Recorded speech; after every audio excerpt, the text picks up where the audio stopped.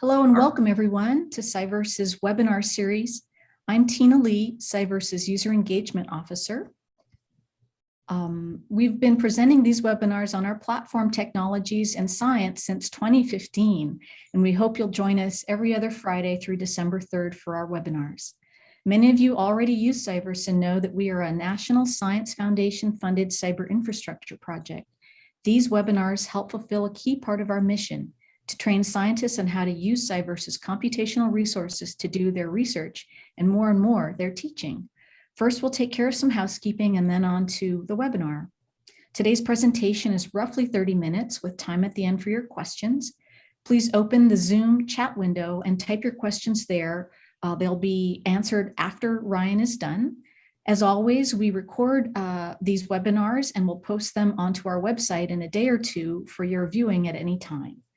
CyVerse offers intensive training such as our foundational open science skills and container technology workshops. Please visit our website at www.CyVerse.org for more information on this key training using cloud-based tools and techniques for collaborative open science. And now I'd like to introduce today's presenter, Ryan Bartelme, one of CyVerse's science and training team members. Ryan splits his time between CyVerse and the Agricultural Genome to Phenome Initiative project, also called AG2PI, which is a USDA grant to improve communication between biologists and data scientists and engineers. His PhD is in freshwater sciences from the University of Wisconsin-Milwaukee. And when not developing machine learning framework models for exploring gene, environment, and phenotype relationships, Ryan spends his time cycling, hiking, rock climbing, and pampering his two felines. So welcome, Ryan. Thanks, Tina.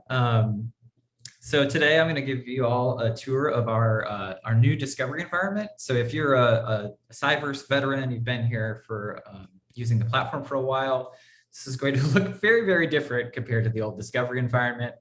If you're new, the discovery environment is a flexible platform that CyVerse has for reproducible analyses. And this whole discovery environment is a graphical user interface on top of a managed container orchestration platform.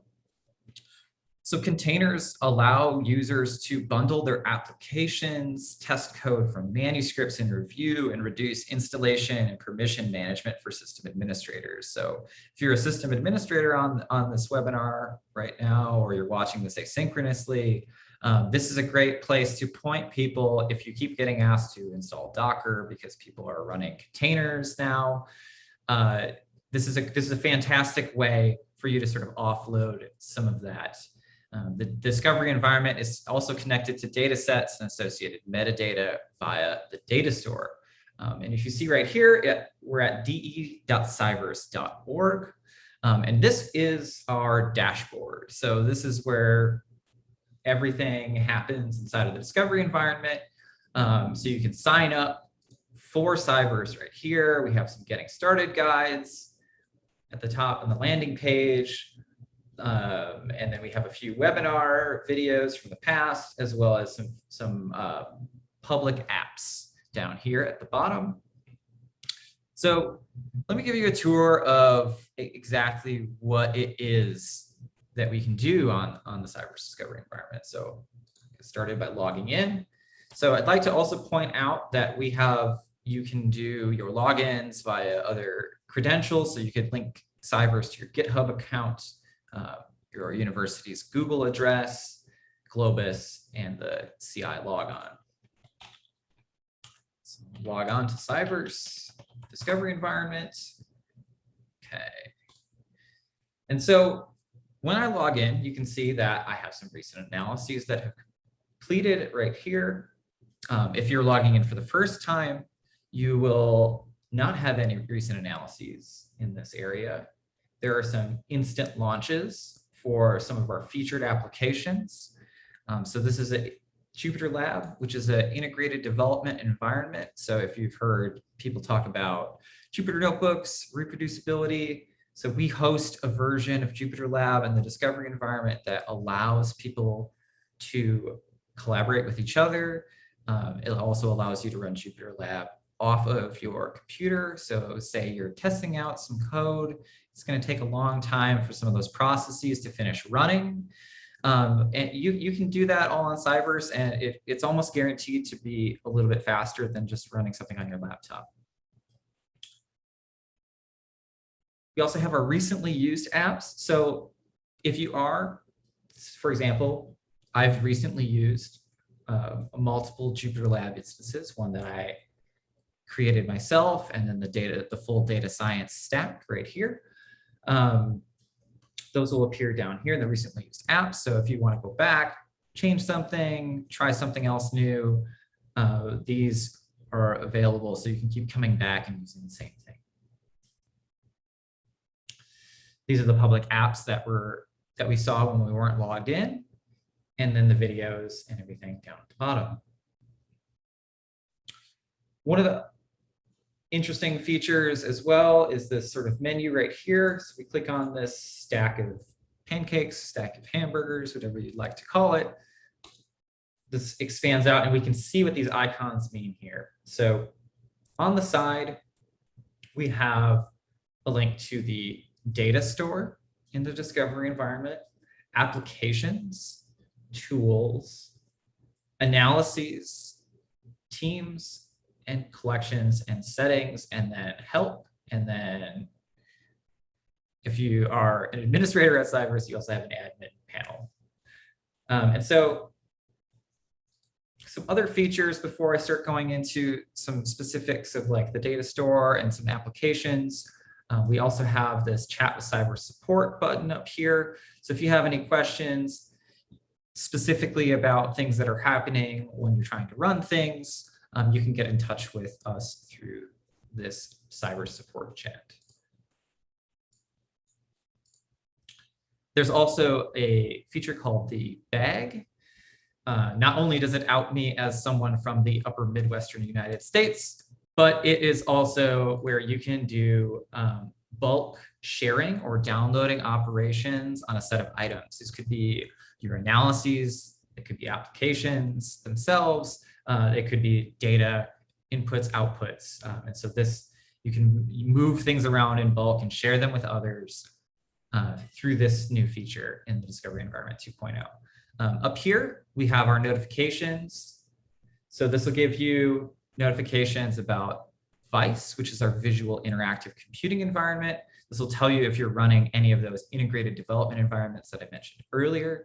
And this will also give you the similar notifications to what you got in the first discovery environment, where it'll tell you when your analyses are completed or running or canceled, and everything along those lines. If you scroll down to the bottom, you can view all of your past notifications and activities, and then to get rid of the notification at the top, you can come down and check this, mark all as read. So one of the cool features that I find myself using quite a bit is the data store in here. And so when I go to the data store by this data tab, it automatically lands me in my home directory inside the CyVerse data store. So this will be where my files are. You yourself will end up here and you won't have any folders at all if this is the first time you're logging on to CyVerse. And so this is where I store the outputs from applications that I've run, code that I'm working on, etc. And so the data store also has some interesting features as well, where I can publicly share files. So if I go into here, say I wanted to share this CSV file, which is a reference to some metadata for the National Ecological Observatory Network. So there's this thing right here for public links. So you can go in here and you can get this public link and you can copy this. And what's really cool about the public link is that you could, if you never touched anything else on CyVerse, you can use this public link to use stuff like curl or wget to pull in this data set into the program that you might be running. And so you can host your data on CyVerse, process it elsewhere or on CyVerse and be able to access it anywhere on the internet. Another interesting feature about this aspect of the discovery environment. So if I go back a level, you can also look at data that are shared with me. So this will show me any of the folders that people have shared. And I have a lot of things that are shared with me because I have administrator privileges on the discovery environment. But there's also this interesting public data. So this is our community data available on the data store. So these are data sets that are publicly available for people to use. And one of the neat features about this is that if you talk to us and you want to have a public data set hosted on CyVerse, we can issue a DOI for your data set. You can also track all of the metadata provenance for any data set. And that'll happen in 2 weeks when Michael goes over the details on how to do some of those things. If I go to the applications part of CyVerse, you can see that we have a whole lot of applications on here. So I saw that some of you are particularly interested in bioinformatics and like RNA-seq data processing. So we have a lot of different tools here in the discovery environment to do things in a command line fashion through clicking through menus and then adding inputs and outputs. And we also have the visual interactive computing environment apps. So this is a bit overwhelming to sort of scroll down through here and try and find exactly what you're looking for. But we have some nice wrapper functions inside the Elasticsearch, the discovery environment. So now if I type in RStudio, like if I want to run an RStudio app, okay, it'll return all of this. If I scroll down here, you can see that I can search for all of the apps that contain RStudio. And this is a really cool new feature that Sriram's team helped put out in the discovery environment. And so this will go through and it'll find all of the different apps that are integrated in the discovery environment running RStudio, so you can find the one that's appropriate for what you're doing. Same thing with Jupyter Lab or the XProd desktop. It's a really cool new feature in the discovery environment 2.0. And so now if I want to launch an app in the new discovery environment, let's say I want to launch this RStudio Tidyverse, you can click on the app and then we'll go into the analysis info screens and then we'll walk through all the parameters and launch the application. So you can name your analysis and I'll say CyVerse webinar demo, just so that I know exactly what this analysis is. And this is going to output into a folder in my data store directory. So this iPlant home or Bartelme, that is the data store directory I showed at the beginning of the webinar. And inside that directory, there is a folder called analyses, and this will create a new folder inside of the folder analyses. I can select input folders or files here. I can add multiple input files. I can browse to find multiple input files to add into this app launch. But for the sake of expediency, I'm going to launch it without any data. The next page, you can see that we have this option for setting our resource requirements. They can be adjusted for any of the analyses. We can have, for this particular application, we can have up to 8 cores. In some instances, you can ask us to have apps with up to 16 cores. And I will leave these all blank. What this is communicating to our system of orchestration is that I don't necessarily care how many CPUs or how much memory I'm given on a particular node when this app launches. And now on this last page, this is where I review everything for this RStudio integrated development environment. I have the option right here to create a saved launch. So this allows us to have like a quick link to this analysis or this application. And if I click on the launch analysis button, you can see I get notifications up here in the top right corner saying that this is submitted. I also receive a notice down here. And then if I click on access your running analysis, you can see I now am running RStudio on the discovery environment. So this is kind of exactly the same as if you were running RStudio on your sort of home computer. I can create a file, I can load a library, and I can load the whole tidyverse suite. And you can see this is all pre-installed. So down here, it loaded all of the libraries associated with tidyverse. And this is a really cool feature, right? So you don't have to spend a lot of time installing things yourself. You can just leap right into exploring some data with tidyverse on the discovery environment, either by putting your data in the data store and then looking at it in here, or running your analysis or doing something with some of the data sets that are already available inside the programming language itself. And if I close that, it's going to stay in the same state that I left it in. And if I go back to the running analysis, everything I left, even though I didn't even save the script, everything that was there is still there. So that's a really cool feature. I don't recommend just closing the application and not saving work, but just wanted to demonstrate that the state of the integrated development environment inside of the visual interactive computing environment, or VICE, stays the same until your job is completed or your analysis is completed. And I believe that, correct me if I'm wrong, Sriram, I believe that that is a 48-hour window at the moment.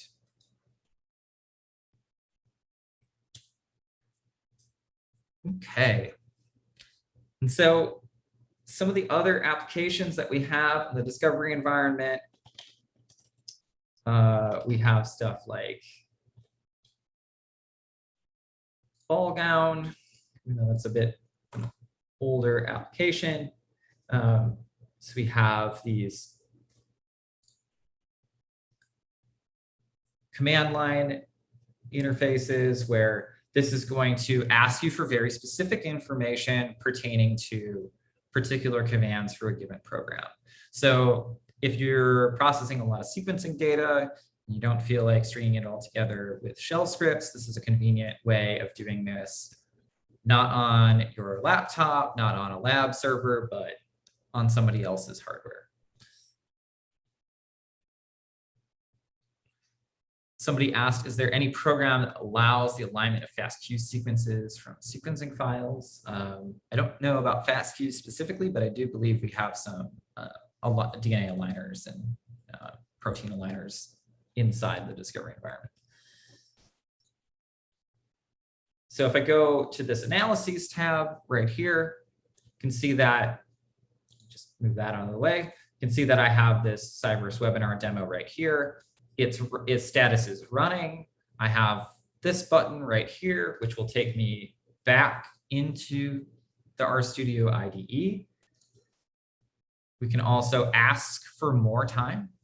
We can extend the time limit. This will send a message to our team, and so that you can say that you would like a little bit more time for the analysis to run. You're trying to test something. You can look at the details. So if you run into any problems with your analyses, the details menu will be your friend. We'll ask you for some of the information from the details in here itself, like the analysis ID. So if you run into any issues with any of the programs you're running, reaching for that analysis ID when you're asking our team for a little bit of help, we can sort of triage what the problem is a little more quickly that way. And then just have a few more minutes left in the webinar, but I wanted to show one more cool feature about our applications. Also want to highlight the collections right here. So you can create a collection of applications for a specific user group.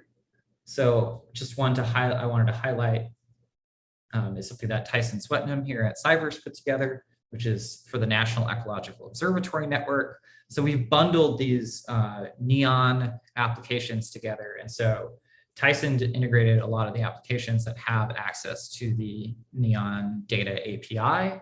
And then I recently added a new application in this group. So these are all of the people that are informed every time an app gets added to the group, or the collection rather. And we can see down here the collection apps. Tyson has made this XPROD desktop to run QGIS. There's a Jupyter Lab for analyzing geospatial data. There is a geospatial version of RStudio as well. There's a geospatial workspace, and then I integrated an application that runs the new R package Neon Microbe, which is a helper for getting neon microbiome, soil microbiome data from their API onto your computer and analyze and generating some of the pertinent information that you would like to get out of a microbiome study. The last sort of feature that I want to touch on before I take some more specific questions is inside this data store folder.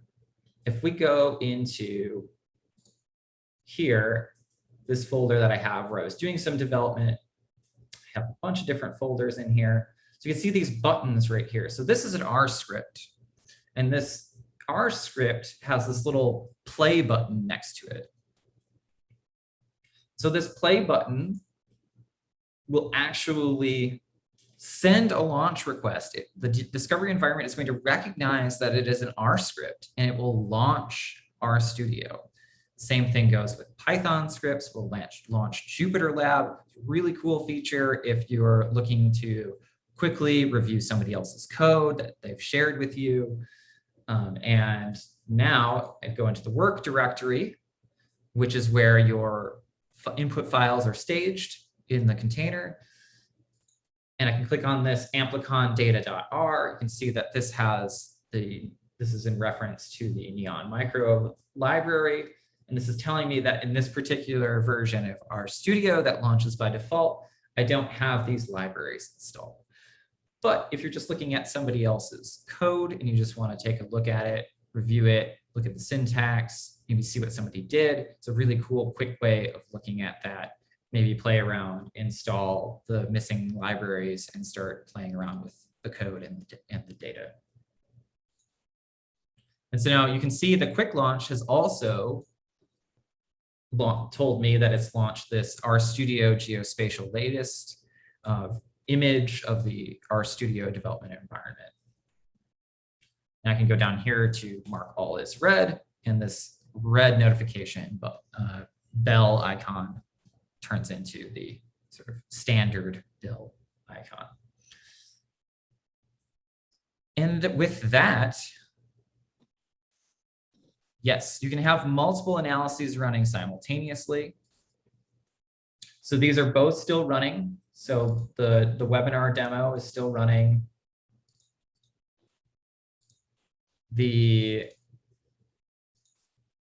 quick launch that I did is also still running. So you can be running multiple things at the same time, which is really nice if you're working on a lot of projects. Maybe you want to try out a few different things for your class. You want to try doing a few different homework assignment development. You can work through that in multiple different languages. If you wanted to test out RStudio versus Jupyter Lab for a specific application, you can also do that simultaneously. It's a super flexible platform.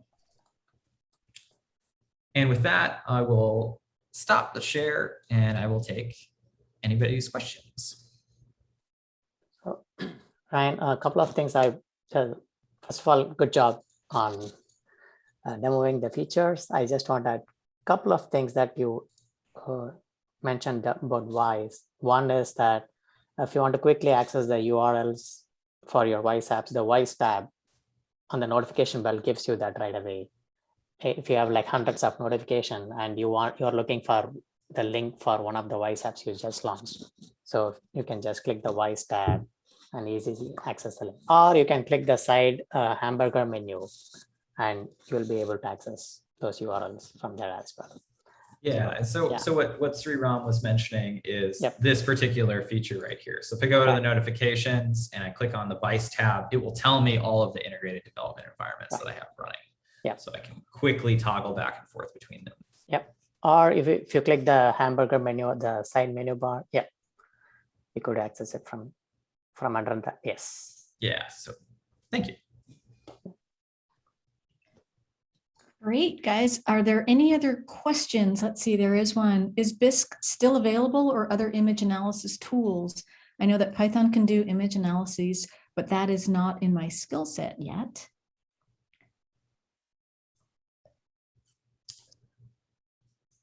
This is still available. Yes. It's still available. Yes, Bisq, for those who aren't on the platform right now, Bisq is a separate platform that is hosted by CyVerse, and it's an image analysis platform, but you get to it the same way. Okay, and you must, when you sign up for an account, you would just request Bisq access, right? I did want to mention, if there are any more questions, feel free to type them in, but future webinars are going to include a lot about data management. That's the next one in 2 weeks.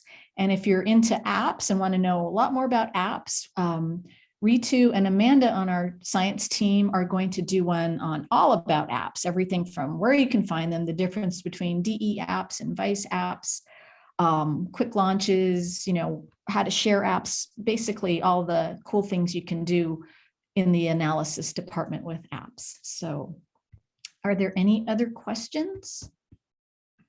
Okay.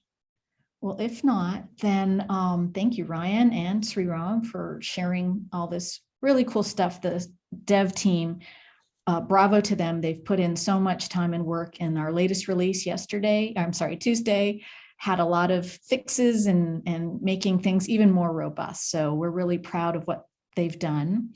In 2 weeks, our next webinar, which we've cheekily entitled Data, Data, Data, is all about things you can do with data in the DE or in the data store. As you know, data is the currency through which scientists explore questions that drive research.